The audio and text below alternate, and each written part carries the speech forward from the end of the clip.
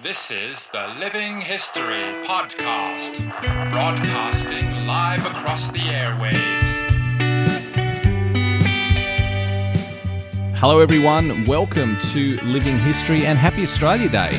Whatever you're doing in Australia, I hope you're having a good one. It's been a bit controversial this year, Australia Day, like it has been in recent years, with discussions about changing the date and a lot of angst in the air, but putting all that aside, however you're choosing to enjoy Australia Day, I hope you're having a good one with friends and family, hopefully a barbecue and a few beers indeed. Isn't it hot at the moment? If you're in Australia, it is boiling at the moment. We're suffering through this heat wave, and it's ironic because a lot of my friends are sending me photos from the battlefields of Europe, showing the battlefields encased in snow. So always a crazy time of the year when we're sweltering over here in Australia, and our friends in Europe, hello to you all, are suffering through the cold and the snow. The battlefields look absolutely magnificent at this time of year. I've never been when it's been winter time and when it's been snowing. I've been there when it's been freezing cold, but never when it's been snowing. So I'll have to get over there at some stage and see it for myself because it looks pretty fantastic. Check out some photos we've got on Facebook and on my Twitter feed, which show just how incredible those battlefields look at this time of the year.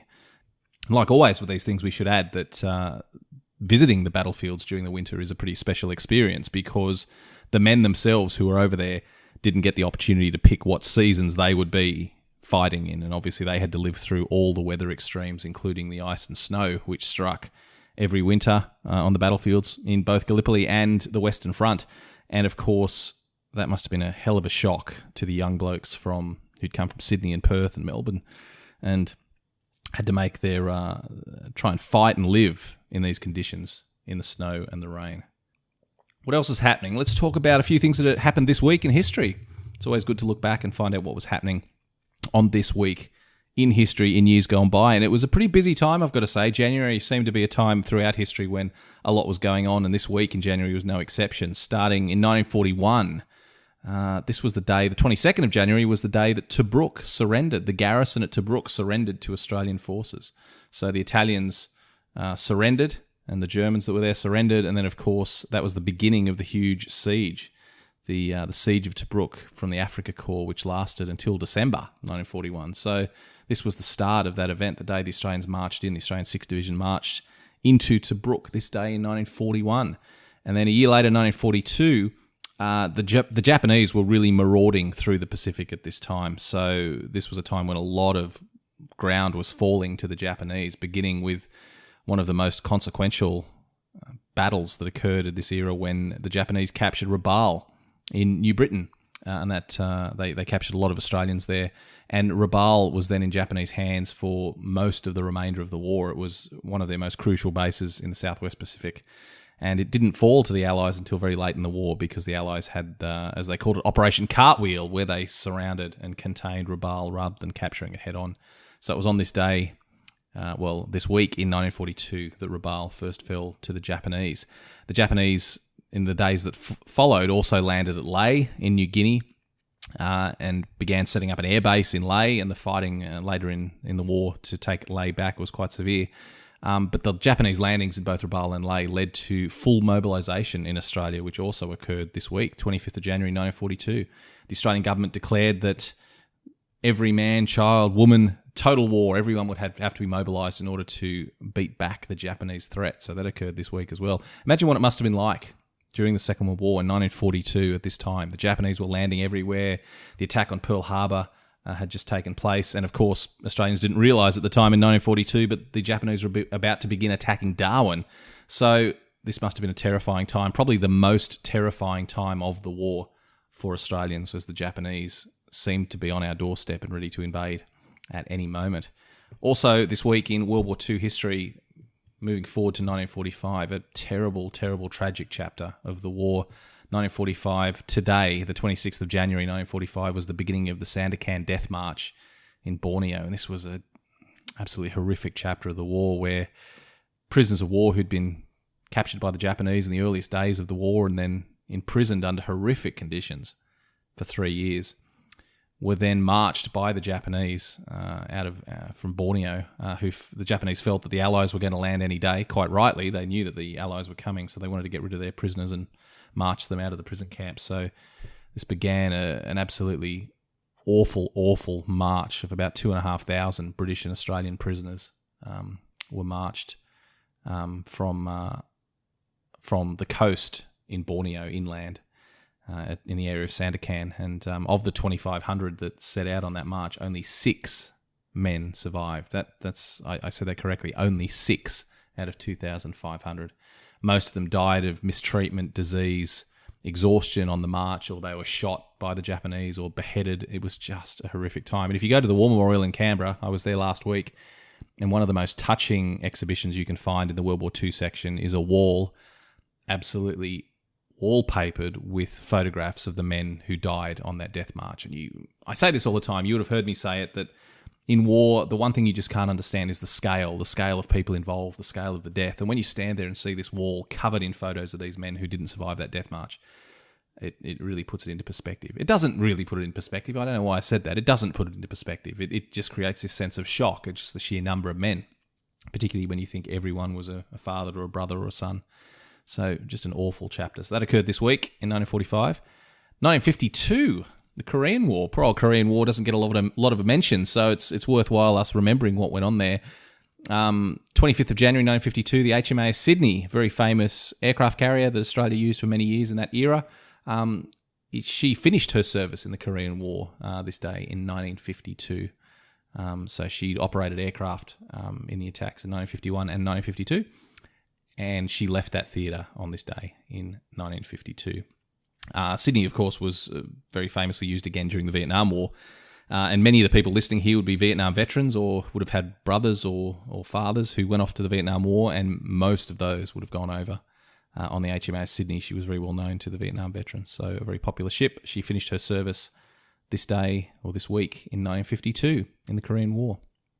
Fast forwarding to the Vietnam War, 1967 was the Battle of Bien Hoa began in South Vietnam, which was a big battle between the Australians and Vietnamese units not very far from Saigon. So that began this week in 1967. And of course, famously in the Vietnam War in 1973, this week is important because this was when the Americans pulled out of Vietnam in 1973. So a ceasefire was declared for January 28. So on the 27th, American forces ceased fighting in Vietnam in 1973 and handed over to the South Vietnamese the whole process of Vietnamization of the conflict. And we all know what a disastrous effect that had. And only 2 years later, the North Vietnamese took control of the entire country and captured Saigon, ending the Vietnam War. So this was the day the Americans packed up their toys and went home to, from a conflict that many people would, especially today, question why they were there in the first place. So Australia, by this stage, had pretty much wound down our involvement in the Vietnam War completely. But this week was the week that the Americans pulled out and went home from Vietnam, thus ending, at least from our perspective, that disastrous war in Southeast Asia. So that's on this week. As I said, a very busy week of things going on throughout history. And if there's other things you'd like to know about that occurred at this time, or if you've got dates that are important to you, that you know something occurred, please send me a note. Thank you to everyone who contacts me. I get a lot of people contacting me with various thoughts about history and battlefields, and it's always wonderful to hear from you. And I've heard from a lot of you this week because something has happened. The Department of Veterans Affairs has made a decision which impacts quite a few people who want to commemorate Anzac Day. They've decided that the dawn service that is held at Villers-Bretonneux every year will no longer be a dawn service. It will now be held at 10 a.m. Now, their reason for doing this was that the official Australian-run dawn service at the Australian Memorial at Villers-Bretonneux has taken place since 2008. That was the first year, the 90th anniversary, the first year that the Australian government organised an official service at Villers-Bretonneux. And as you may know, it's a wonderful historic coincidence because the town of Villers-Bretonneux was captured in the early hours of Anzac Day 1918. So it worked wonderfully to have a second Anzac Day service apart from just the one at Gallipoli that took place at Villers-Bretonneux. And so a dawn service has been held there every year since 2008, including last year for the 100th anniversary of the Battle of Villers-Bretonneux in 2018. So what also happened, though, last year was that a remembrance service was held on Remembrance Day at the Australian National Memorial, and because the key time there is 11 a.m, that was the time the service was held. It was not a dawn service. The commemoration service at Villers-Bretonneux was held at 11 a.m. on Remembrance Day. So surprising everyone, Department of Veterans Affairs this week sent out a notice to tour operators and people who are interested in coming to Anzac Day to say that following the great success of the Remembrance Day service mid-morning, they were going to change the Anzac Day service from a dawn service to a service at 10 a.m. Controversial decision. I was quite surprised by it, to be honest. I should say I don't necessarily think we have to have a dawn service to remember our soldiers. I understand why we do it. That's the time they landed on the beaches at Gallipoli. And so it also demonstrates a measure of sacrifice for us in a very small way, that we have to get up out of bed and make the effort to get there. But logistically, it has always been difficult to hold dawn services, particularly in sites like this, which are isolated and don't have good infrastructure. Setting them up and getting people there in the dark has always been a bit of a headache. But I must say I was quite surprised when the government announced that they were changing the dawn service to one at 10 a.m. And the reaction has been fairly swift. I posted about this through my social media, and we've had a very strong response. And so far, no one has been in favour of the move to 10 a.m. It seems from all of you that if you want to visit Villers-Bretonneux, you want to be there for a dawn service, and I can certainly understand why. So who knows? The government says they're just trialling this for Anzac Day 2019. So we will wait to see if this remains a permanent fixture. But write into me, let me know. Contact me on Facebook or Twitter, and let me know what you think. Should it be a dawn service at Villers-Bretonneux to commemorate Anzac Day, or are you happy with a 10 a.m. service? A lot of you are absolutely not happy with that one, so we'll wait and see what happens. I'm sure it won't change now. I'm sure for 2019 at least it will remain at 10 a.m. But we shall see what happens in the future, whether the government maintains that position or decides to move back to a dawn service. Thank you also to people who contacted me after they saw... I had several people contacted me after my EPA documentary came out. So if you haven't seen it, please go and have a look on YouTube or on Facebook. My documentary called EPA 1917, which I made in November, and is basically just an exploration of the wonderful town of EPA in Belgium, the focal point of so much fighting during the First World War. And there was a very small sequence in that where I was at a cemetery and I was at the grave of an unknown soldier.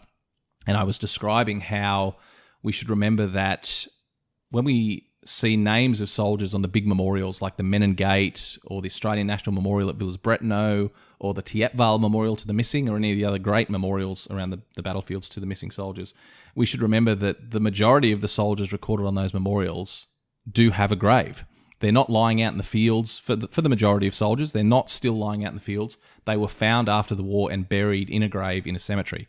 The problem is we couldn't identify who that soldier was when they were buried in that grave. And so what that means is that we would bury that soldier as an unknown soldier in a cemetery and then put their name up on one of these great memorials. So people have asked about that and how that came about. So that's what I explained in the documentary, how it worked.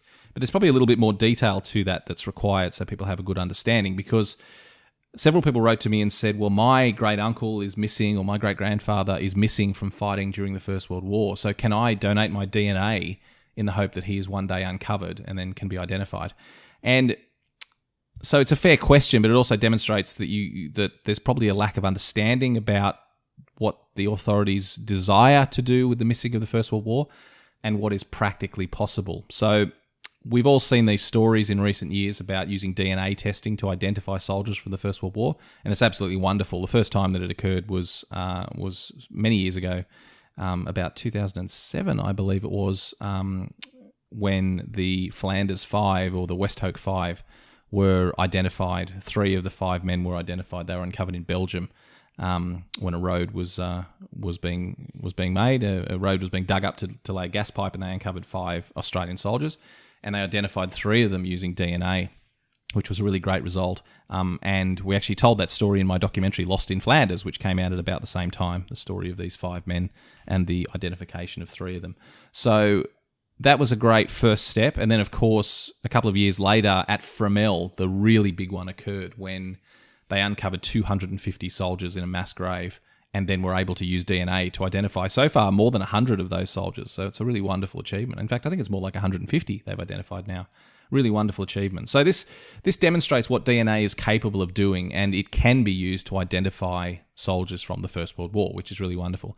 But we shouldn't get too carried away with it, because there's a couple of really important restrictions that are placed on DNA which have to come into effect. And the first one to say is DNA cannot be used on a soldier unless they have a very firm idea of who that soldier might possibly be. So through other ways of identification, through other historical records, they need to be able to place that soldier to a particular point in time and to have a short list of soldiers that it could possibly be. So in the case of the 5 soldiers in Flanders, the Westhoek 5, they knew that these men had originally been buried in a cemetery. They knew that there had been a cemetery there. So these 5 men had originally been buried in that cemetery, and that they, for some reason, had been overlooked after the war, and their bodies had remained in the cemetery when the cemetery was closed. Because of that, they were able to get the cemetery records, which fortunately were very accurately kept, and they were able to go through the list of men who had lain in that cemetery and compare that to men who are now buried in a known grave, in another cemetery, in a permanent cemetery. And so what that gave them was a short list of a dozen or less names that they knew these men had to be. So they had a short list of names of men that they could then work through and try and find family members. In the case of the Fromelles victims, the men that were killed at the Battle of Fromelles, the Germans, being meticulous record keepers, when they had buried those men in a mass grave behind Pheasant Wood, they had written a list of every soldier they buried in that grave. So when 100 years later we uncover them, we have a list of soldiers that were buried in that grave. And so it's simply a case of getting DNA and trying to match which soldier belongs to which name. If you don't have an idea of who the soldier is, however, it's very, very difficult, in fact, almost impossible to use DNA testing to identify that person. So, for example, at the end of last year, there were a number of Australian soldiers and a British soldier, 2 Australians, I think it was, and a British soldier were uncovered at Passchendaele, on the Passchendaele battlefield. Now, this is a scene of probably more missing than just about any other battle of the First World War. And they uncovered these soldiers on the battlefield at Passchendaele, but they were not able to DNA test them simply because they were merely 3 of the tens of thousands of soldiers missing from that battle. There was absolutely no way to narrow down the unit that these men came from or to get a short list of names they could possibly be. They were simply 3 random soldiers discovered on the battlefield. The best they could do was say that 2 of them were buried in Australian uniforms and 1 was buried in a British uniform. So therefore 2 of them were Australians and 1 was British. But that was as close as they were ever going to get to identifying those soldiers. So unfortunately, they were buried as unknown soldiers. And so that's the first thing when it comes to DNA, is you need an idea of who these people may possibly be to narrow down your search. But the other thing you also need is a match with a relative. You need a match with a living relative today. So again, you need a fair idea of who these people might be so that you can take DNA and compare that to living relatives to find out who they are. And so someone wrote to me, and it was quite a touching email. She wrote to me and said that her great uncle was missing from fighting in the war, and could she have her DNA collected in case he was ever discovered. But this is the other thing we've got to remember.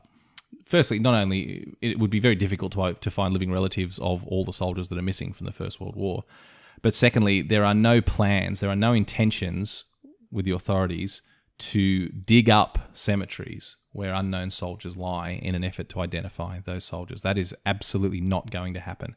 And the vast majority of soldiers who are missing from the First World War lie in a cemetery, but they lie in an unknown grave. So they lie in a cemetery with a headstone, in a grave with a headstone, but on that headstone it says, "A soldier of the Great War, known unto God." Basically, we don't know who the soldier is in this grave. In order to start finding out who those people are, we would have to go and literally dig up these unknown soldiers and take DNA swabs from them and try to match them with living relatives. And it would be a huge operation, impossible in its scope to do that. And also, I think we'd all agree that who would want to do that? These men have rested there for 100 years in these cemeteries next to their mates, and I don't think anyone has the desire to go to these cemeteries and start digging up random bodies to DNA test them simply so we can put a name on that headstone. So I certainly appreciate the sentiment. It is a very noble sentiment. It is wonderful that on limited occasions DNA has been able to be used for these unknown soldiers, but there are certainly no intentions, and it will never happen, that they dig up these bodies in an effort to identify them. But I think that reflects the misconception that people think when a soldier is missing, he must still be laying out in the field just waiting to be discovered. And I'm sure that if that occurs in the future, if a soldier is found, as they are every year, soldiers are uncovered, and they're able to narrow down what unit he belonged to and get a short list of men that he might possibly be, then he will be DNA tested, and hopefully they can get a positive result. Moving from the Western Front, let's move to Gallipoli, because there's a lot going on at Gallipoli at the moment. It's very exciting. I feel really sorry for Gallipoli. I love Gallipoli. It's one of my favourite battlefields to visit anywhere in the world. And if you haven't been there, you really got to go. It deserves its place as this iconic battlefield. Not only is the story of Gallipoli amazing and heroic and tragic all at the same time, the battlefield itself is incredible because the biggest enemy of the soldiers was not necessarily the Turkish soldiers, it was the terrain. And the terrain at Gallipoli is unbelievable. And because it's a national park, because the terrain's just so tough, it hasn't changed very much at all. So it's a wonderful battlefield to visit and get a feeling for what those men went through. So if you haven't done it, I strongly recommend that you do. But Gallipoli, of course, is in Turkey, and Turkey's had a rough time in the past few years. It had a few terrorist attacks back in about 2016. There was a coup at about the same time, and the government in Australia made the decision to issue a travel warning which said, reconsider your need to travel to Istanbul. So basically they were saying don't go to Istanbul. Now, I think it was an overreaction. I didn't want to say this too much at the time because it's up to every traveller to make their own decisions about their safety and well-being, and I didn't want to be seen to be encouraging people to go if it was genuinely unsafe. So we have to follow the advice from the government when it comes to these things, but I did think the government was overreacting, and they maintained the travel warning for way too long. The issues that Turkey had were firstly fairly isolated in 2016, and secondly were taken care of very swiftly, and there hasn't been another terrorist attack in Turkey. There hasn't been another coup. And in point of fact, lots of tourists have still been going to Gallipoli and to Turkey, and no one has been caught up in a terror attack or a coup or any other trouble. So I felt the government was being way too conservative in maintaining that travel warning. I can say that now that it's been lifted. I think they were just being too conservative and too scared, basically. They didn't want to get caught out doing the wrong thing. So it's really affected Gallipoli terribly. Gallipoli's tourism industry has absolutely collapsed, and people that we work with in the Gallipoli region, the people we most commonly work with, you would remember them, who ran the Tucson Hotel. If you've been with us to Gallipoli, they had to sell up, so they no longer run that hotel just because business had dropped off so dramatically. So it's been terrible for the people of Turkey. So it's wonderful to see that travel warning has been lifted, and Gallipoli now is very much back on the tourist trail. And we've seen that ourselves through the tour company, that we've seen more bookings now occurring for people wanting to go to Gallipoli. So if you've always wanted to go, don't be put off by silly travel warnings and concerns. It's a really wonderful place to visit. It's slightly more adventurous than going to somewhere like France, but it's a great place to visit. You'll have no trouble there at all. You'll be very warmly welcomed, and Gallipoli is an absolutely wonderful battlefield to visit. So get over there if you've ever wanted to do it. It's actually not even too late to go for Anzac Day if you want to go for Anzac Day. It really is a wonderful place. The other good thing about Gallipoli is not only has the travel warning been relaxed, but there's new areas of Gallipoli being explored and opened up all the time. The battlefield itself. I saw today that they've just opened up a new walking track from Walker's Ridge to Pluggy's Plateau, which is a key route followed by the Australians. And the problem Gallipoli has had in recent years is that the scrub has just grown so high because in the years before the war and during the war, there was a lot of farming in the area. There was a lot of goats in the area who would keep the scrub at a low level. Then when the soldiers were there, they ripped up every plant they could find to use for firewood. So the images we have of Gallipoli during the fighting is it's actually quite a clear area. There wasn't a lot of vegetation there. Since it's been a national park, of course, it's been protected, and the undergrowth has absolutely exploded across the peninsula. So I actually find it a bit of a drawback when you go there now, is it's getting harder and harder to see the lay of the land. If you go to a place like the Neck, for example, where the famous charge of the Light Horse was made, the trees there are now so tall, it's very difficult to get even a perspective of the land that you're standing on. And so it certainly wouldn't hurt to get some goats back in there, I wouldn't think, to get that vegetation down. But it's good to see that the authorities there are doing some work to make the battlefields a little bit more accessible and putting in walking paths and just opening the battlefields up a little bit more, because you don't have to go far off the beaten track at Gallipoli to find some pretty remarkable stuff, including lots of trenches that remain and lots of signs of the fighting. So good to see that new areas are opening up at Gallipoli. If you've ever wanted to go, great time to get over now and start exploring. And if that is something you want to do, look out in the coming weeks for one of my podcasts I will do, which will be on how to visit Gallipoli, because I did one last week on how to visit the Western Front, which was extremely popular. So thank you for that.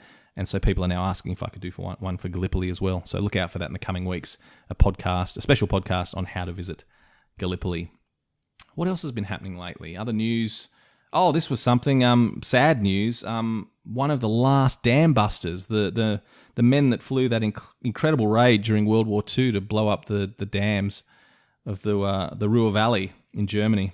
in their specially modified Lancasters, which dropped the bouncing bomb designed by Barnes Wallis. I'm sure you've all seen the movie and know the story very, very well. If you don't know the story of the Dambusters, probably our younger listeners this is directed to, go and look it up. An incredible story.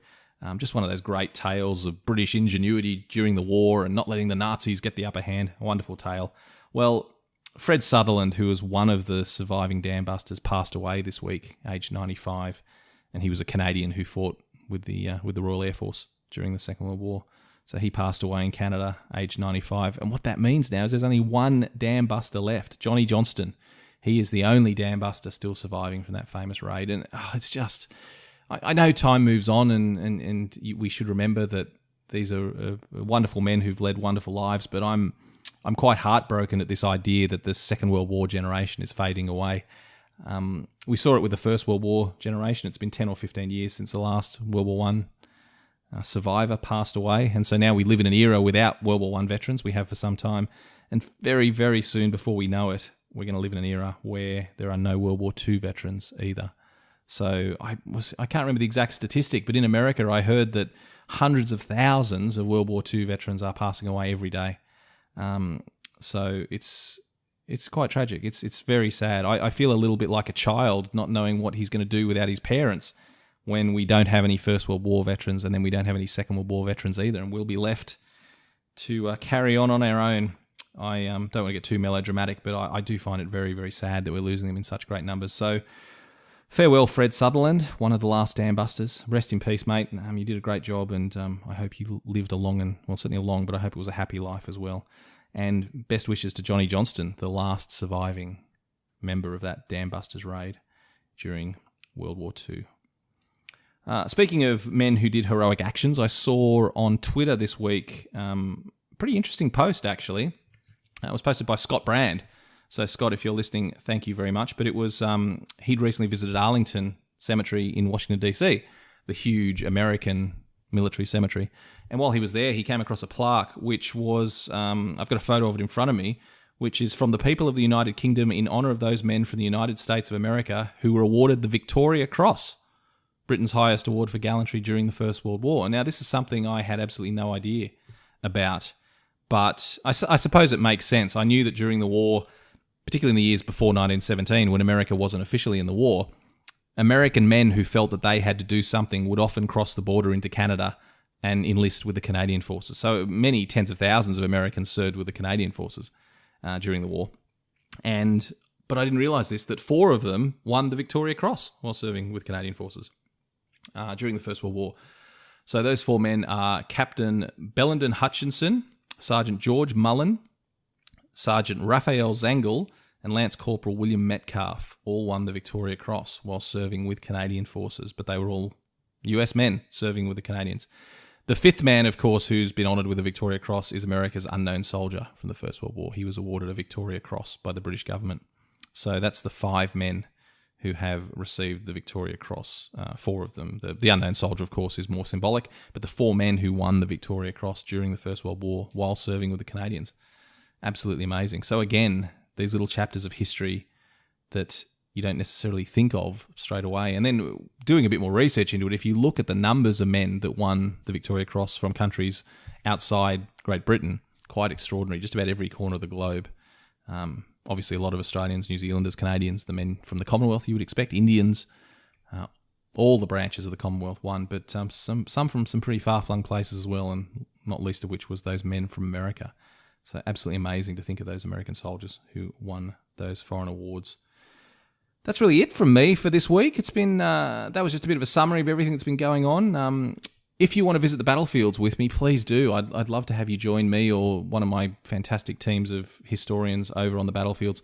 Vietnam is a destination that I'd love you all to go to. We don't send enough people to Vietnam. I love Vietnam. It's a really important chapter of Australian history, indeed world history, and a unique battlefield, the only battlefield where you can travel with a veteran and hear the stories of veterans. And we also meet up with North Vietnamese veterans when we're over there. So it's just a really important chapter. And before long, the Vietnam veterans will be too old to be traveling back there. So if Vietnam is something that interests you, I really encourage you to get over there because I feel we've got a big obligation to these men to remember what they did and to learn more about it. We treated them very badly while they were over there. In the years since, we've done a lot to reconcile with them and to apologise for that behaviour. But I think we owe it to them to do everything we possibly can. And part of that experience, if you're a student of history, if you really want to walk in the footsteps of the Anzacs, is head over to Vietnam, a wonderful place. And I'm going to be heading over there more and more in the coming years. And I've got a documentary lined up, which I'm going to make in May about the Battle of Long Tan. So if you're interested in military history, I strongly encourage you to get over to Vietnam and walk in the footsteps of those men, both the Australians and the Americans, and of course the North Vietnamese, who had paid a huge sacrifice in that war. And regardless of your opinions about the politics of it, or communism versus capitalism, etc., there's no doubt that a lot of millions of families in North Vietnam suffered very heavily during that war, and the country today still bears the scars. So head over to Vietnam if you are thinking of taking a trip in the footsteps of the Anzacs. Look out for more of my documentaries coming up. I'm going to make a few in the coming months in Australia, and then over Anzac Day, when I'm back over in Europe, I'm going to record several in France, probably do some World War II ones, I think, while I'm over in France, perhaps D-Day and those regions, and also in the UK. So look out for those documentaries. If you haven't seen the documentaries, they're called Living History, same as the podcast, available on YouTube and on the Facebook page. And I've got 3 documentaries so far. One on the Battle of the Somme in 1916, one on the soldiers behind the lines during 1918, and then one on Ypres in 1917. So certainly have a look at those, and please send me your comments. Send me your questions and comments about anything you have to say about military history. It can be a question, just a statement about something that you've done on the battlefields or something that's important to you. Please send those in via Facebook or Twitter. I always love hearing from people, and I do my very best to respond to people personally when they send those notes in. So even if it takes a little bit of time, I will get around to everyone eventually, and you can expect a reply from me. So thank you once again for watching the videos. Thank you for contacting me. Thank you for listening to the podcast.